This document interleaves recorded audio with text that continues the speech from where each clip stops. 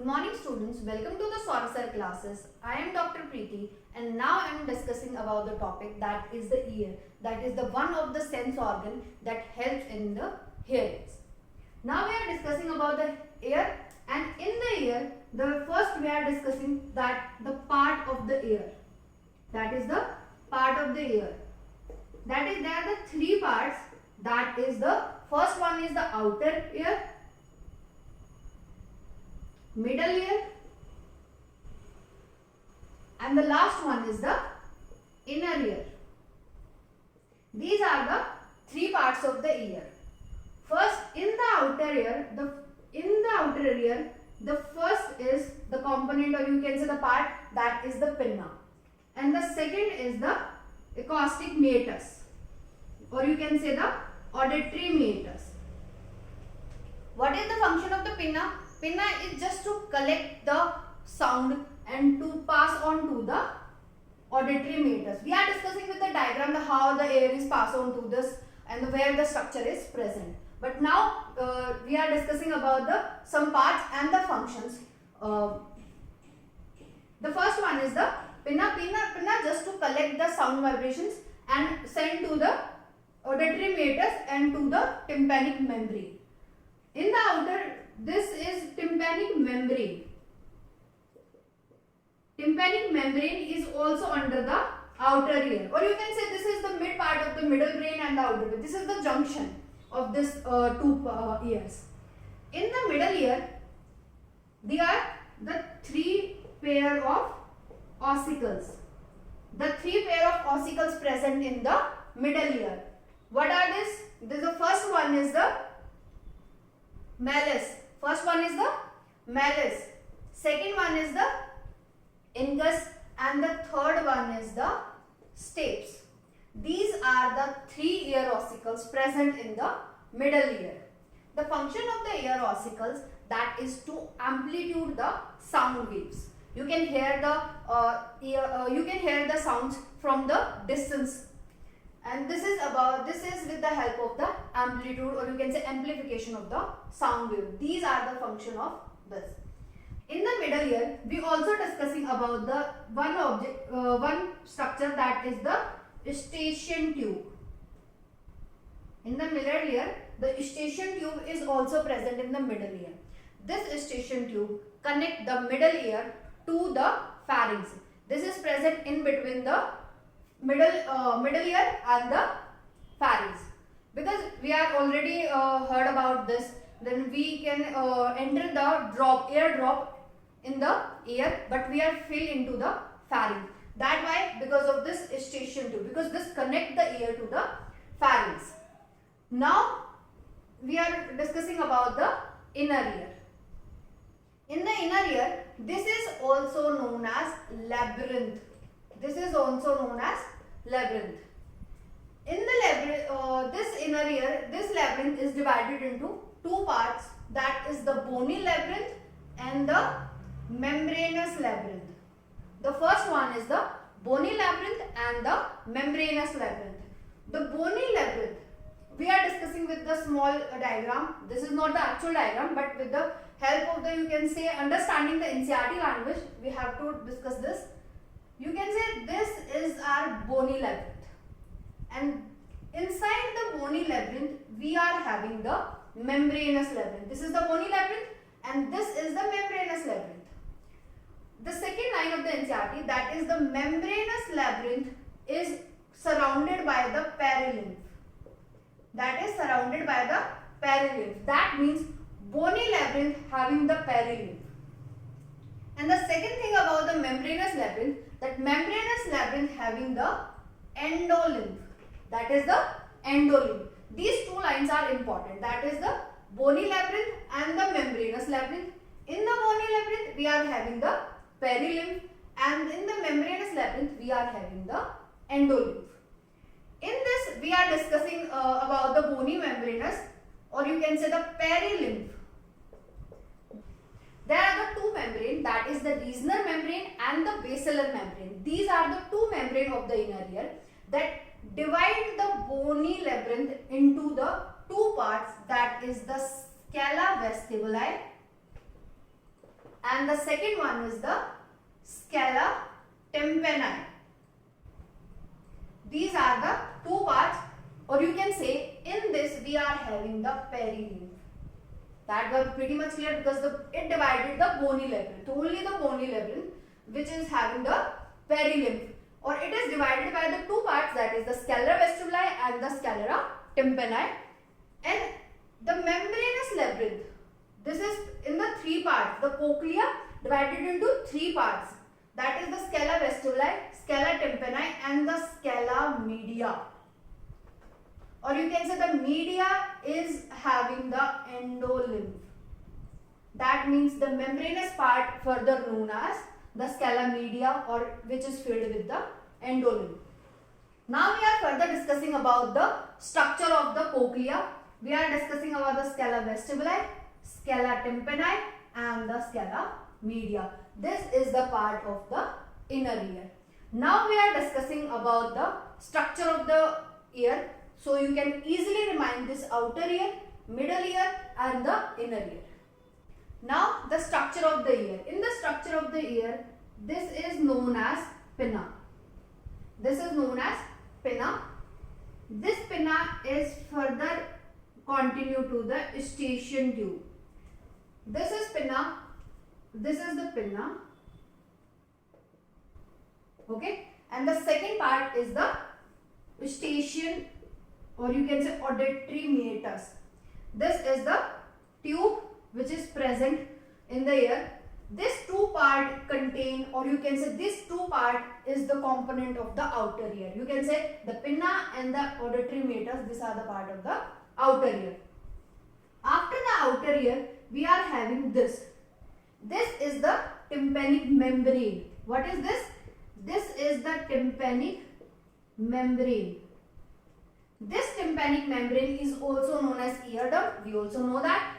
In the tympanic membrane, there are some wax secreting glands are present. If we are saying this, the wax present in our ear, the wax is from the wax secreting glands in the tympanic membrane. Other than this, this is having the mucus coating. This is having the mucus coating. So this is the two things about the tympanic membrane. After the tympanic membrane, we enter into the inner ear. In the inner ear. In the middle ear, we are discussing about the three pair of the ossicles. That is, the first one is the malleus, and second one is the stapes, and the third one is the malleus, incus and stapes. These are the third. We are discussing first thing about this. These are the three pair of the ossicles and help in the amplitude of the sound waves. And one more thing about the ear ossicles, the malleus is connected with this eardrum. The malleus is connected with this eardrum, and this, the incus, the further enter into the oval window. This is connected with the oval window. This is the oval window. This is the oval window. They represent in like chain-like fashion. They represent as a chain-like fashion. And after this, we are enter into the inner ear. In the inner ear, this is the cochlea. This is the cochlea.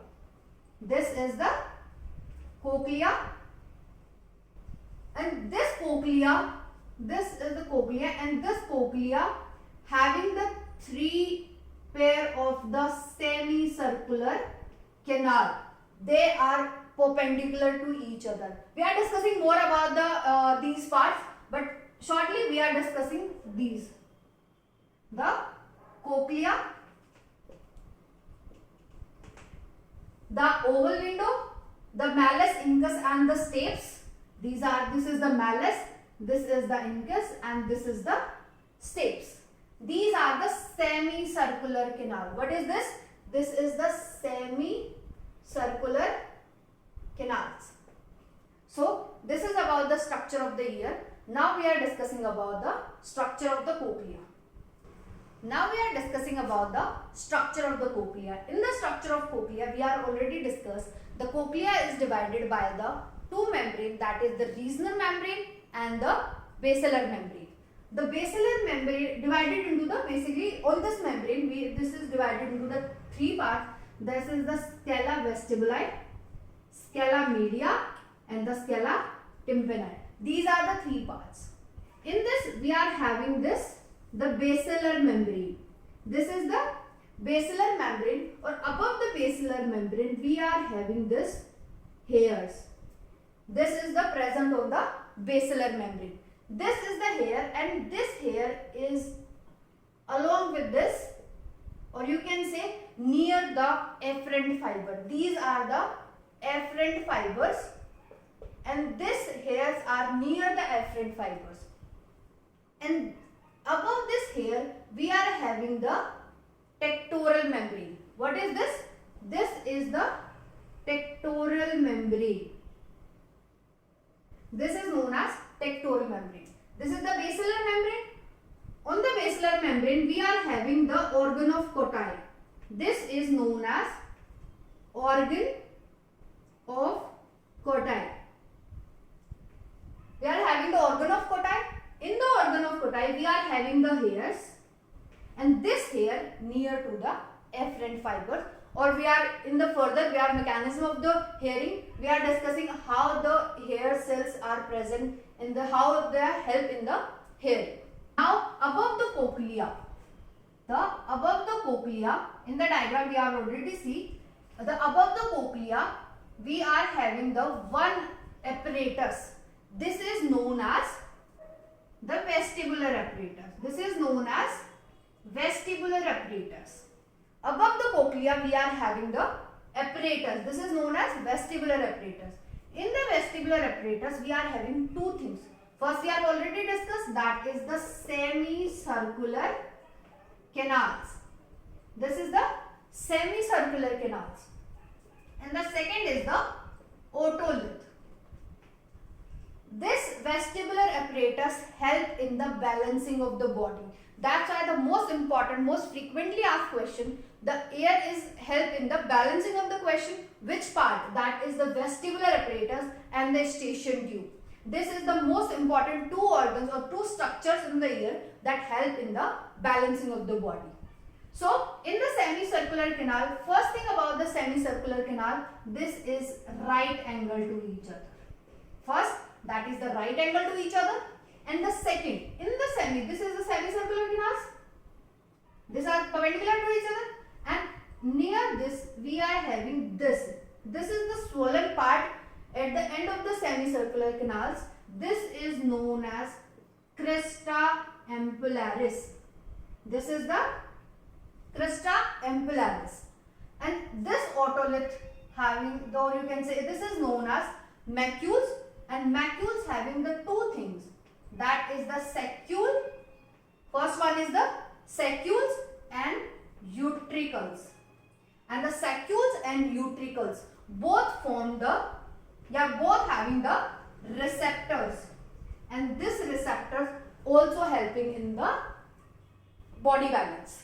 So this is all about the earring, which is the inner ear, cochlea, and above the cochlea we are having the vestibular apparatus. Now the last portion of the ear, this is the mechanism of hearing. Now we are discussing about the mechanism of hearing. In the mechanism of hearing, we are already discussed the first, the outer ear is involved. In the outer ear, pinna collect the sound waves and send to the auditory meatus. Then the auditory meatus, the sound waves enter into the auditory meatus and then further enter into the, or you can say direct contact with the tympanic membrane. The tympanic membrane. After the tympanic membrane, it directly enter into the middle ear. Middle ear, we are having the three ossicles, that is the malleus, incus and the stapes. These three amplify this sound wave, or you can say in the middle ear, the only amplification occurs with the help of the malleus, incus and the stapes. Now this now the sound wave enter into the inner ear. We are discussing that the inner ear we are having the fluid. This is known as, what is this? In the inner ear we are having the fluid, and this fluid, the sound wave enter into the, or you can say directly hit that fluid, and this generate the ripples. This generate the ripples in the fluid, and if the ripples are generated in this fluid, we are discussing about this organ of Kotai. We are having the hair cells. There is the fluid present. What is this? This is the perilymph, this is the endolymph, and this is the perilymph. You can say this inner fluid, or you can say this fluid generate the ripples or impulse. This ripples enter, or you can say impulse sent to the hair cells. This hair cells bend. This hair cells present on the basilar membrane and the organ of Kotai, this hair cells bend, and we are already discussed this hair cells near the afferent fibers. These are near the afferent fibers. These hair cells bend. In bending of the hair cells to generate the potential, or you can say create the impulse in the